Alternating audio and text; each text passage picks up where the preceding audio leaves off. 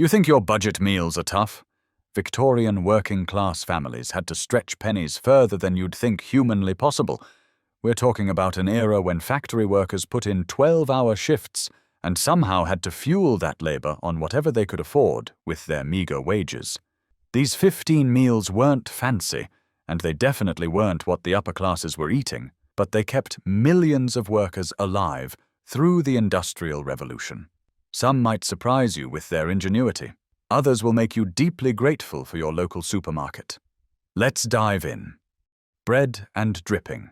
We're starting with the absolute foundation of Victorian working-class eating. Bread and dripping. Now, dripping sounds like something you'd order at a trendy restaurant today. The reality? It's the congealed fat and meat juices that drip off a roast during cooking.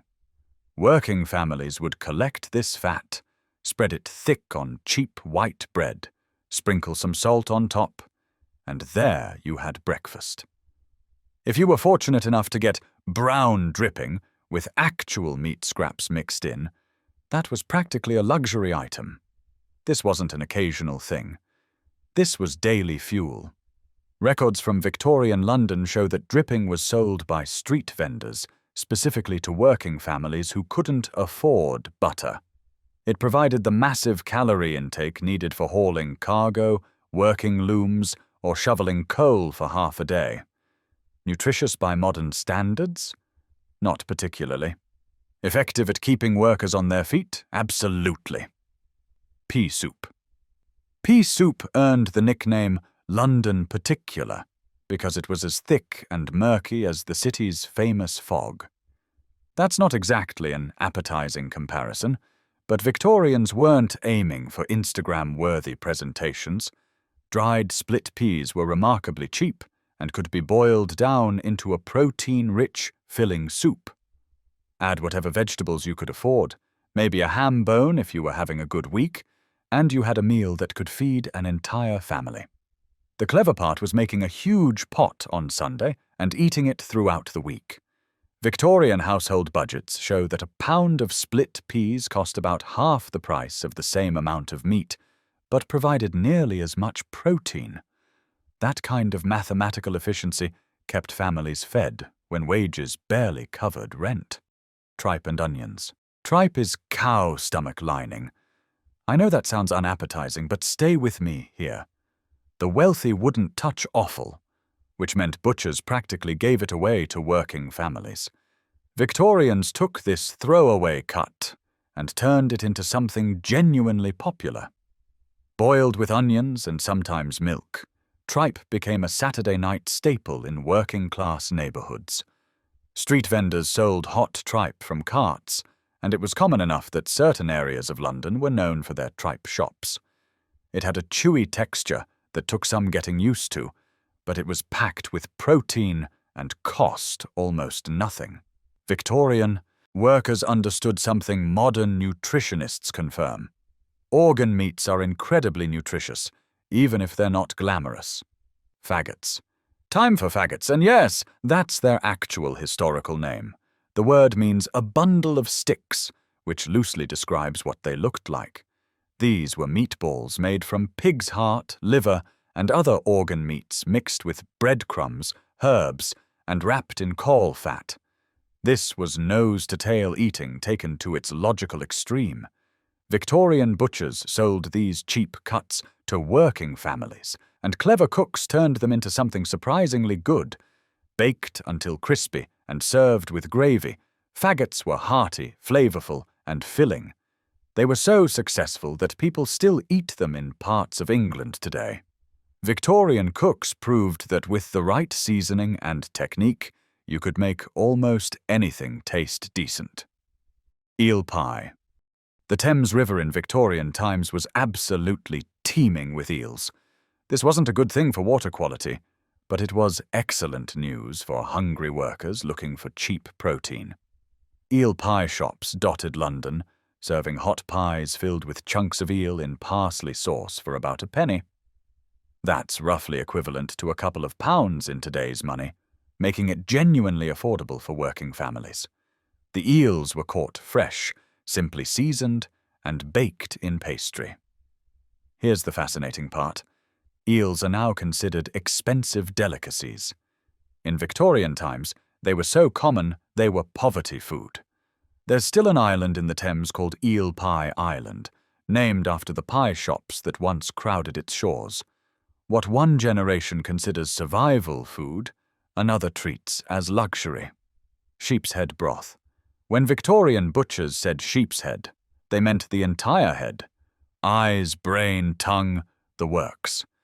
Nothing was considered too unpleasant to eat if it provided nutrition. Butchers sold these heads for pennies because wealthy customers wanted nothing to do with them. Working-class cooks would boil the head for hours, extracting every bit of meat, fat, and flavor into a rich, gelatinous broth. This could then be stretched with barley or cheap vegetables to feed a family. The efficiency was remarkable. The tongue was sliced and eaten separately. The brain was considered a particular treat. Even the eyes were consumed. Victorian household economy guides actually recommended this practice as a way to get maximum nutrition from minimum spending. It prevented the malnutrition that would have resulted from an all-bread diet. Bread pudding. Finally, something that sounds genuinely appetizing. Bread pudding was the Victorian answer to food waste, turning stale bread into something people actually looked forward to eating. The method was simple. Soak old bread in water or milk if you could afford it, add sugar or treacle, maybe some dried fruit if you were having a good week, and bake it.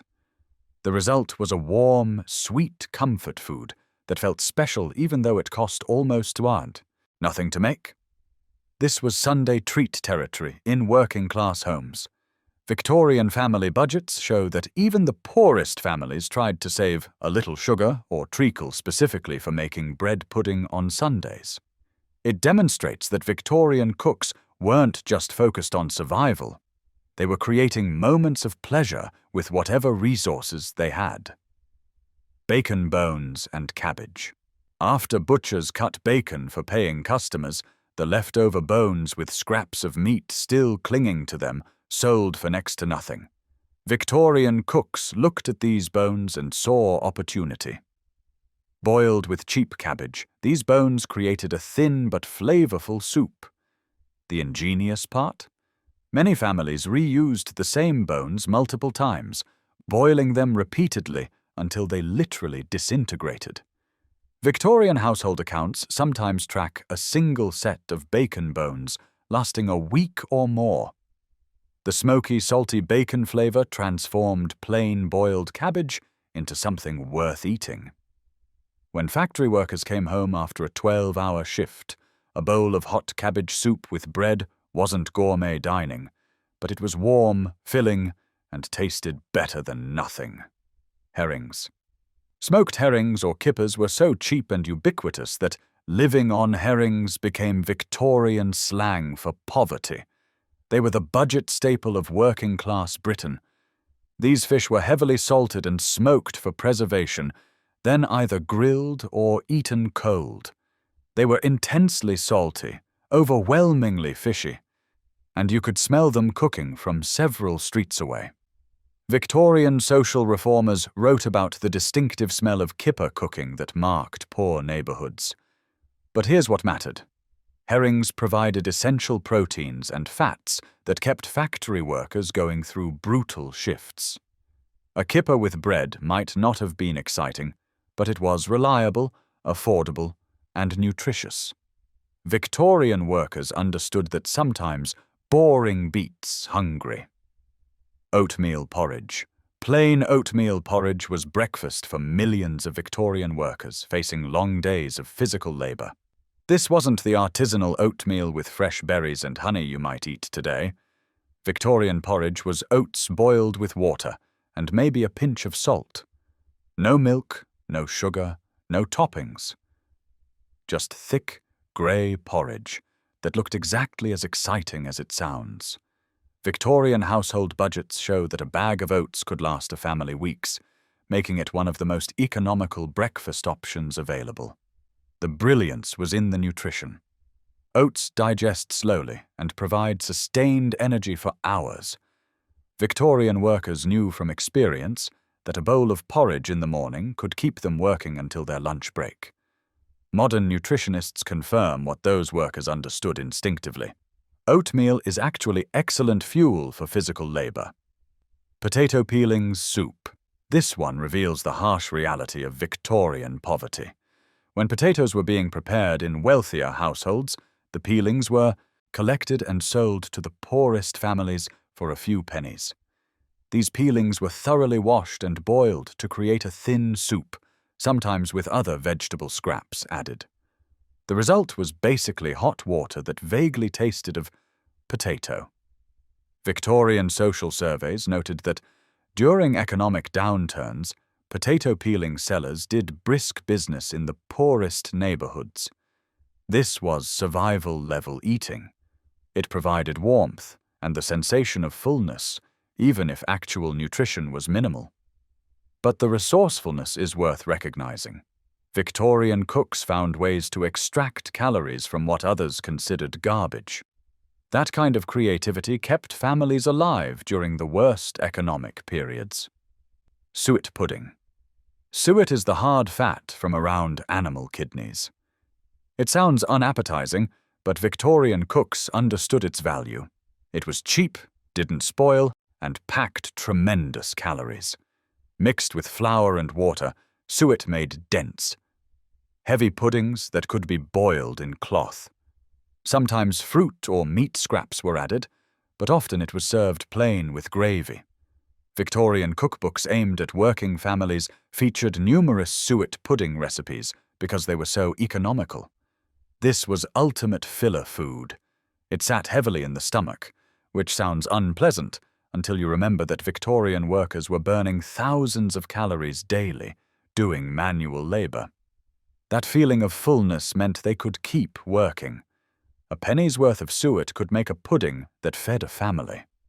The mathematics worked, even if the taste was questionable. Gruel. Yes, the gruel from Oliver Twist. Please, sir, I want some more. Was about this exact food. Gruel was grain, usually oats, boiled in water until it became a thin, watery porridge. It was served in workhouses as the absolute baseline of institutional feeding. Victorian workhouse records show that gruel was often the only meal provided to paupers multiple times daily. There wasn't much nutritional value, and it certainly didn't satisfy hunger.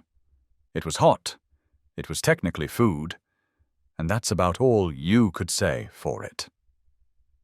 The fact that Oliver asking for a second helping was considered shocking and outrageous tells you everything about Victorian attitudes toward the poor. Even this minimal sustenance was meant to be rationed carefully. Trotters, pig's feet or trotters, were another cast-off cut that became working-class protein, boiled for hours until the meat fell off and everything turned gelatinous and sticky. Street vendors sold hot trotters as takeaway food, and they became a cheap meal option for workers. Victorian market records show that trotters sold for a fraction of the price of any other meat cut. They weren't attractive. You were essentially eating a recognizable pig foot, but they were filling and protein-rich. The appeal was purely practical. For workers who couldn't afford proper meat, trotters provided animal protein and the fat needed for heavy labor. Victorian nutrition might not have understood the science, but they understood from experience that these cheap cuts kept them strong enough to work as penny dinners. We're ending with something that captures the entire spirit of Victorian working-class survival, the penny dinner. Various charities and missions across Victorian cities set up penny dinner kitchens where you could get a hot meal for literally 1 penny. You'd receive soup, bread, and maybe some boiled vegetables. Nothing fancy. We're talking the most basic soup imaginable, the plainest bread, and vegetables boiled until soft. Victorian social reform documents describe these establishments in detail. They were crowded, steamy places where people ate standing up or at bare wooden tables. The food was designed to be filling rather than tasty. One London mission recorded serving over 500 penny dinners daily during the winter months when work was scarce. Here's what makes penny dinners significant. For many workers, especially children, this was their only hot meal of the day. Victorian child labour was common, and kids working in factories often survived on bread for breakfast, nothing for lunch, and a penny dinner in the evening if they'd earned enough that day. These weren't glamorous operations, but they represented communities recognizing that even the poorest workers deserved something hot to eat. Victorian Britain was a strange mix of tremendous industrial progress and shocking poverty. The penny dinner sits right in the middle of that contradiction. Practical charity that kept workers alive so they could return to the factories the next day. So there you have it. 15 meals that fueled Victorian working-class life during one of history's most transformative but challenging periods. Looking at this list, several things become clear. First, Victorian workers were remarkably resourceful. They took scraps, organs, bones, and even literal garbage and turned them into meals that sustained families. That's not just cooking. That's making something from almost nothing. Second, the sheer efficiency is impressive.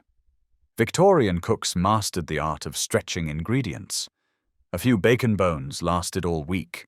A pot of pea soup fed the family for days. Nothing went to waste because nothing could afford to be wasted. Third, some of these dishes, like bread pudding and faggots, are still eaten today in updated forms.